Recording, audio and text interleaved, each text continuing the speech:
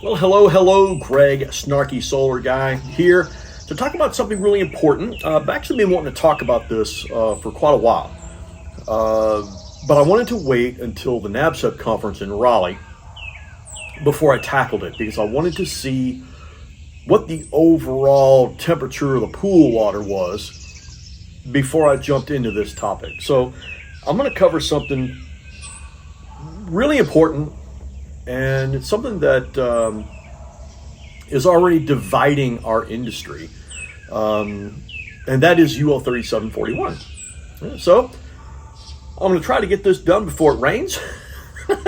And I've got my coffee here, and I've got my citations and my references ready. So let's get going. So UL3741 is relatively new in the sense that we've only just now had products and companies and manufacturers that could comply with this, right? It's been in the code for a little while, although it wasn't called UL3741. But I'm getting ahead of myself. I'm going to talk a little bit about 69012, specifically 69012 Bravo 2. Right? This is rapid shutdown for those of you who may be watching this outside the United States, or if you're just not familiar with this section of the National Electric Code. Now, I am not a code expert. I've just had to dig in the code for the last 16 years because people just don't know. And so I always take a fact-based approach to things, and I really try to cite my sources. And if I don't, then you know that's probably just a Greg rant, and you can dismiss it and fast forward, right? So my go-to guy for anything code related, it's always been Ryan Mayfield.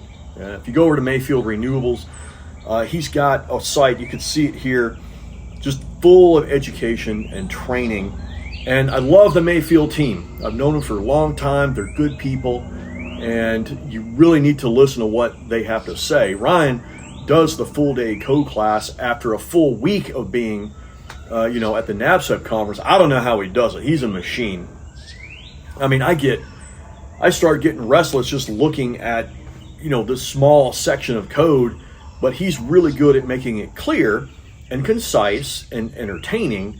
And he uses a lot less profanity than I do. So win-win-win for Ryan. But let me go through very quickly this part of the code. And I love this website here. Scroll up here.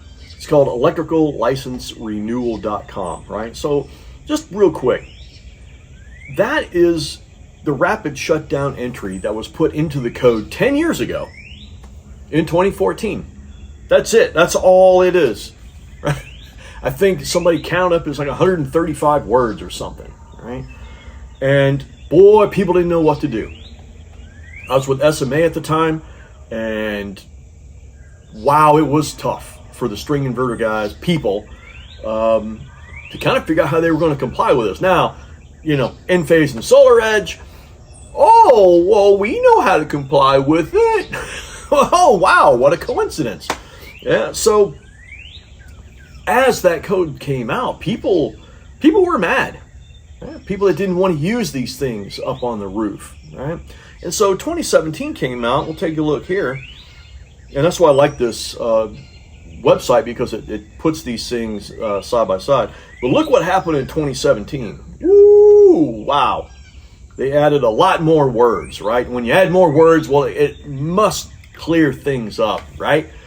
And what they did here was they added, in 69012, they added controlled limits, and they started defining areas in and around the PV arrays.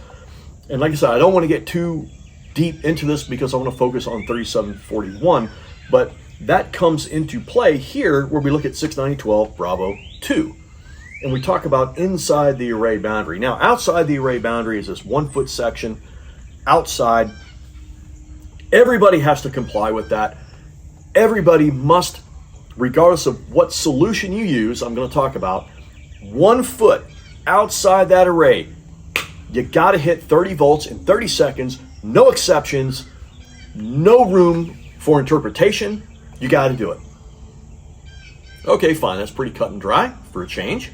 But then we get to Bravo 2, and we get 3 different ways to comply with the inside boundary. So just draw this dotted line around the array and 1 foot away.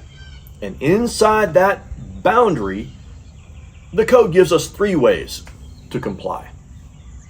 Okay, the first one we see here, I'm not going to read these word for word because you're probably already reading it, and you probably already know these, but we conveniently chop things up that are long sentences, and I don't blame us for doing this because the code is written by lawyers, and we need people like Bill Brooks and Ryan Mayfield and all these other code heady guys to translate all this bullshit written by lawyers, right? I mean, look at how long grounding has been in the code, over 100 years.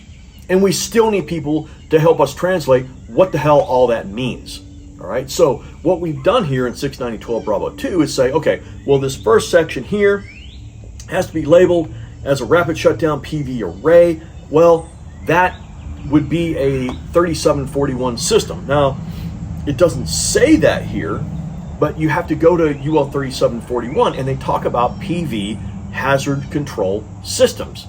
So, all right, we're kind of bouncing around. And this came out in 2017. Right?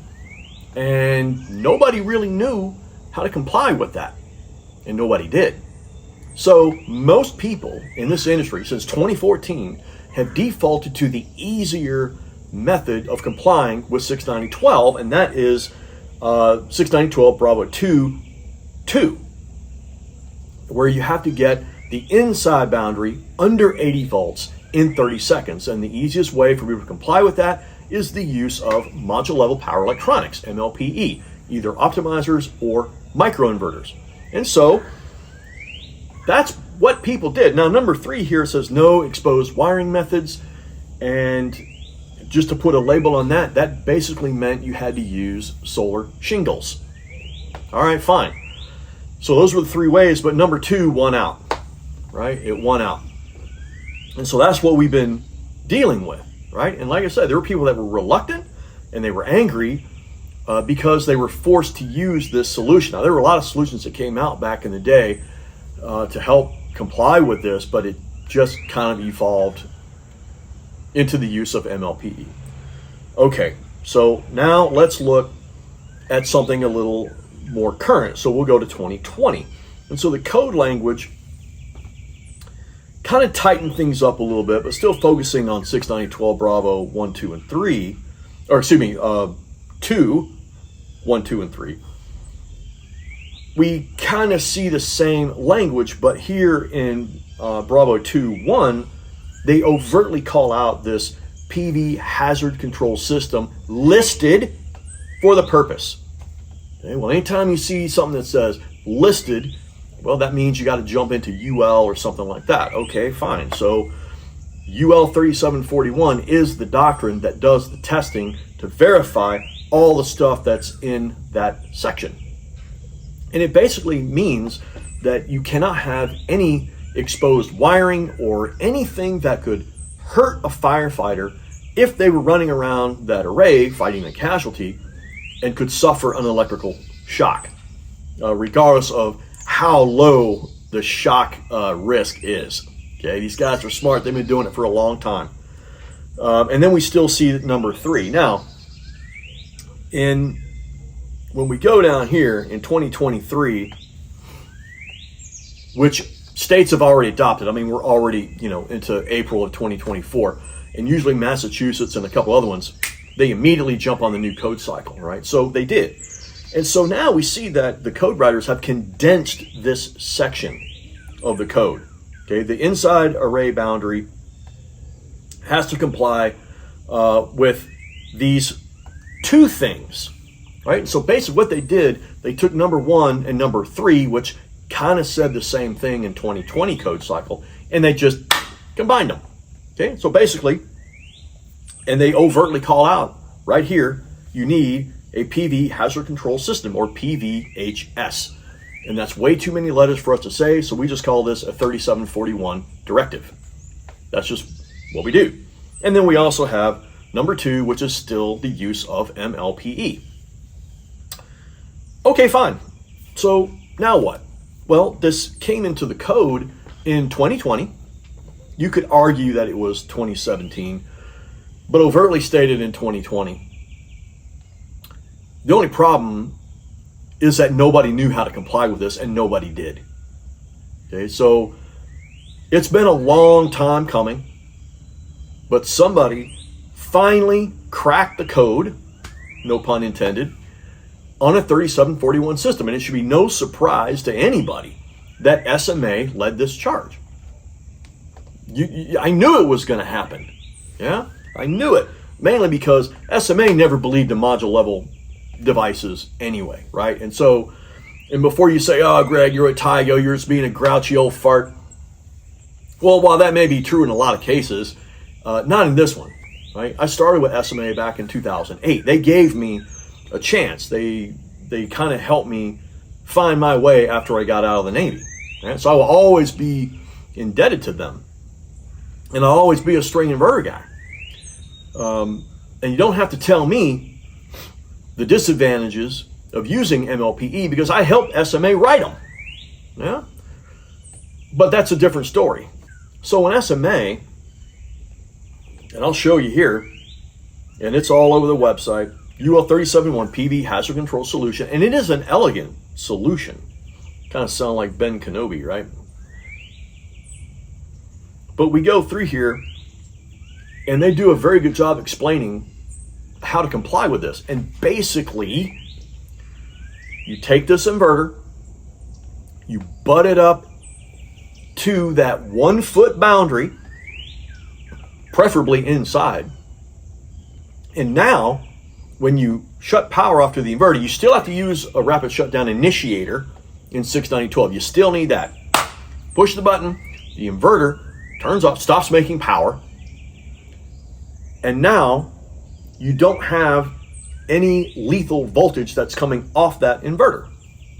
Very elegant. You can see right here in this diagram how they do that. And boy, when you scroll down, you see that pretty tri-power core sitting there. I mean, that inverter was made for this. It was made for it. Look right there. You got all the DC connectors on the back. Butt it up against the array. Boom. Done. Now, of course, nothing is ever that easy, right? Everything that you use in that PV hazard control system has to be listed and tested for that. Okay, when you look at what 3741 says, and even the code says, has to be listed for that purpose. Yeah? So that means the inverter, all models that you want to have in this PVHCS, all inverter models, the racking, all racking models that you want to use for these 3741 projects must be listed, along with any other mechanical things that you use, like mid-circuit interrupters, which I'll get to here in a minute. So this is one of the reasons why I wanted to wait to talk about this until after NABSA, because, of course, Solar Edge, my buddy Cameron there, he's the trainer, he and I go way back. They were making some good points, right? There's more than just complying with this, and there's other things that you have to think about, and they make good points. But so did SMA, and so did the other people, Unirack, right? And so the racking manufacturers are really hitting this hard, right? But it's not just the same rack that you see. The cable management of the racking has to be cherried out, because 3741 says you cannot have any exposed wiring. So everything has to be tucked in and neat, and it could get pretty serious. Yeah. But let's keep going here. And just to pick on SMA, just a little bit SMA, I'm gonna pick on you. As I said earlier, it's no surprise that they led the charge with 3741, because they never believed in module level anything, right? And I was there when they launched the SB240, and there was a ton of those things in the corner here in the Denver manufacturing facility when I left in 2015. But just to pick on SMA a little bit, just to show you just how out of touch they are with this module level thing. Check this out. This is their user manual for the SB240. And if you scroll down here to page 24 in the manual, look at this. Mounting the inverter on the wall, right? And so you look at this, they're mounting a micro inverter on a brick wall in this picture. And I remember my buddy at SMA, senior sales engineer, came in and he said, I will give you $1,000 if anybody does this. Because nobody's going to, right? The whole point of this module of stuff was to keep everything nice and tidy up on the roof. So anyway, love you SMA, but I got to pick on you in this one case. All right, so let's shift over to UL3741. And one of the things, like the dark side is already coming out. I find your lack of faith disturbing. Okay, the dark side's already coming out.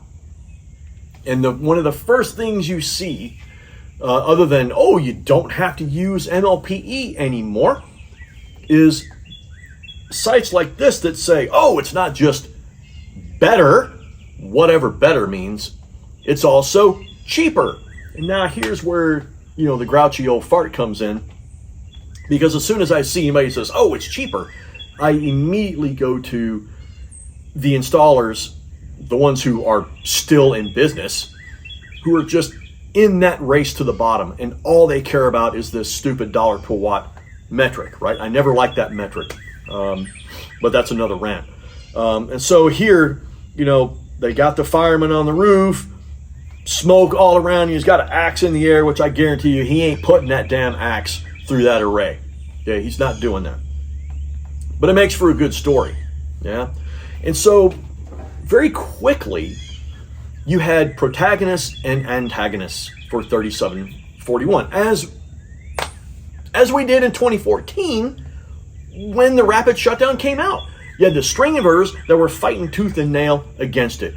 You had the module level component manufacturers, micro optimizers that were really pushing it hard, right? And so we see who won, right? We see who had the better advocacy.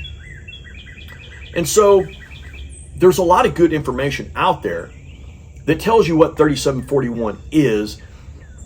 And there are some sources out there that are getting better at actually telling you how to comply with this. And, leave it to the string manufacturers to bring up the competing arguments. I'm not dogging them for that. I would do the same thing, right? So let's look at one here. So we'll go to Facility Executive, and they've got this photovoltaic hazard control, how to ensure safety under UL 3741. Okay, that came out in October 2023. That's still pretty relevant. And look who we got here. We got Bill Brooks' goofy face there. And then we have a guy, the Director of Code Compliance from Solar Edge. And we have the Director of Technical Marketing from Solar Edge. And so these three guys go through and they make some very salient points on other things that you have to think about. But again, they're using these generalized terms, right? But now they are relevant. So we scroll down here and please read these sources, right? Because I want you to have an educated or a more educated decision power when you start to decide if you want to go full bore 3741 or still stick with MLPE. Now I get it.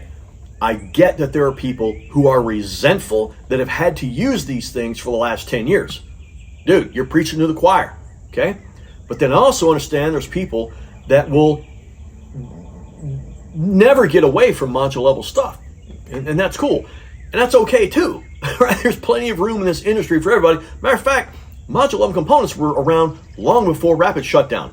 Okay, so we just have to get back to the old school, the tried and true method of the benefits of module level optimization and monitoring and all that. That will not resonate with anybody who despises using them in the first place. Okay, so when we get back to argumentation, all right, we see that right down here, it talks about firefighter risk. It talks about other things here, right? And what comes up as kind of an antithesis argument to the previous slide that talks about, saving 22 cents a watt, we see here that the string inverter people are kind of turning that back around on them, because when you look at metrics like return on investment, net present value, it may not be cheaper to do a 3741. Yeah? And so, as with everything in this industry, it always boils down to two words. It depends. It depends on which one's going to be cheaper, right? Depends on which one's going to give you a better ROI, right? The O&M factor itself throws a big variable in there. But what I like here is they say, of course, it's SolarEdge writing this, so they're always talking about non-DC optimized systems. They're not going to give Enphase or microinverters any love here, so I get it. But they say systems require additional measures such as costly advanced mechanical protection. And if you don't know what that is what's referred to as a DC isolator. Easy for me to say. Now, and even these things are starting to get their own lingo, mid-circuit interrupters and all these other fancy things. But what it boils down to is that is basically an electromechanical piece of BOS, right? And right now, there's only one company out there that's making them, these isolators, and that is Tesla. So they are providing a solution. If you want to go that route, hopefully they've got enough stock to comply. Yeah. And not a bad thing, just pointing it out. If you can design an array that doesn't have to use these circuit interrupters, well, you just save yourself a ton of money. Right? But just real quick, if you remember, in Australia in 2012, they adopted a sort of rapid shutdown solution, right? And they just repealed it not that long ago because it was causing fires, because people were using these DC circuit interrupters. Now, the only thing is, they were using the wrong kind of circuit interrupters. They weren't doing O&M on them, and so they were deteriorating, and they weren't installing them properly. So bing, bang, boom, fires, and it just kind of put a bad taste in everybody's mouth. So instead of just getting people to install these things the right way, or getting manufacturers to install the correct freaking equipment, Australia said, okay, forget it, we're not going to do that anymore. Right? Kind of sounds familiar to some of the stuff we do here, right? So there are some solar boys out there who are making the premise that these MLPE cause fires. And they are overtly stating that. And it's not hard to find them. Yeah.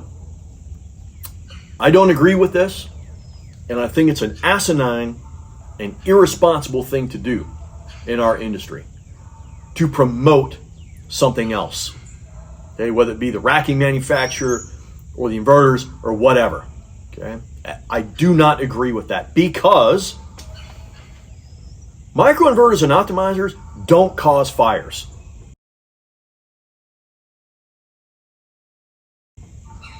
They don't. The biggest threat to our industry, in back up. The thing that causes fires the most, if you want to use scientific, peer-reviewed data, are bad connectors. Improperly crimped connectors. Connectors that are not of the same type or brand. And I've been saying this for years. Just because they click doesn't mean they're compatible. Now, here's where the solar boys will say, well, but using MLPE increases the number of connections, and that increases the amount of risk for fires, Craig. And I would put a footnote on that. You are absolutely right. I mean, anytime you use more connectors, that's more risk, because if you have people that don't know what the fuck they're doing and they're making bad crimps and bad connections and they're not using the right connections, well, sure. Then you probably have a higher propensity for fire. However, there are thousands and tens of hundreds of thousands of these MLPE installed all over the world that have not had these issues and that will continue to run for 20, 25 years plus. So that is a weak and dangerous argument to make because it hurts our industry, because homeowners don't give a shit about what goes on up there. They don't. They just want something that's safe and that reduces their electric bill. And if you're going to throw batteries in there, then you can look at disaster resiliency and time of use and blah, blah, all that stuff. Okay? They don't care about that stuff. And so here is the court of public opinion. Let's go back just a little ways where we see stories like this. Walmart and Amazon say Tesla solar panels cause fires. That is what the end user sees. Okay? Solar, I hate that people say panels, but that's what they see. Okay? And so anytime they see that, it's not, oh, well, that's because they were using module level power electronics to comply with 6912 Bravo 2, you see, and that causes more risk. They don't give a shit about that. All they see is that shit don't work, and it's dangerous. It's the same argument I use when you have battery manufacturers jamming nails into LFP batteries and NMC batteries to show you the difference. I can take a nail, a different one than they put in that LFP cell, a battery cell, and I can make that LFP catch on fire just by using a different nail. Okay? So it's dangerous. It erodes customer confidence. Okay? The code doesn't make an exception for battery chemistries, and neither do firemen, and neither does the end user. Right? So bring it on back to the use of MLPE or 3741. You need to not do that. I don't know how polite to say it. It is not 3741 versus MLPE. That is not the right way to look at it. That's not the right way. We have had a way in the code to comply with rapid shutdown, but only recently were there products that were listed to do so. It's in the code. They can do it. And so pitting them against each other is not the right way to do it. It will only hurt our industry, and we don't have the luxury of that. Okay, we do not have the luxury of that. And so let's go back to the Solar Boys' presumption here of when they say we cause fires. Now, we'll look here at this article, and I know it's Fox News, so take that for what it's worth, but they cite other sources, and they're citing this guy here. When you look, they're showing the Amazon roof on fire, right? So that's a sensational headline. All right, so we'll scroll down. We have this guy here, Chris DeLine of the National Renewable Energy Lab, NREL, out in Golden, Colorado. Anybody else? Well, anybody know what else goes on in Golden, Colorado? Banquet beer. Tastes like high school, right?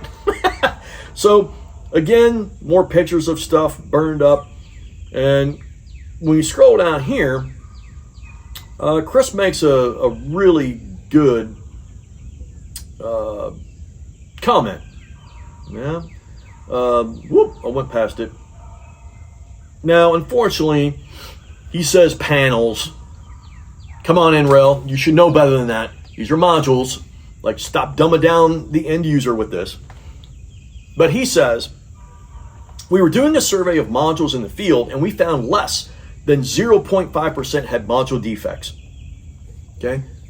Modules do not cause fires generally, in the high 99.99% percentile, they do not cause fires. But he does tell you what does. Right here, root causes. Incompatible connectors, trying to save a little bit on cost. Oh, got to get that dollar per watt down. Yep. Incompatible connectors. Wrong choice of parts. And right here, he says sloppy. I would say shitty workmanship. That is what plagues our industry right now. That is the real threat to our industry. Okay, not module level components causing fires. People that don't know what they're doing. that are causing fires. That is the threat. And if you think UL3741 is going to stop that, well, I got news for you. It ain't.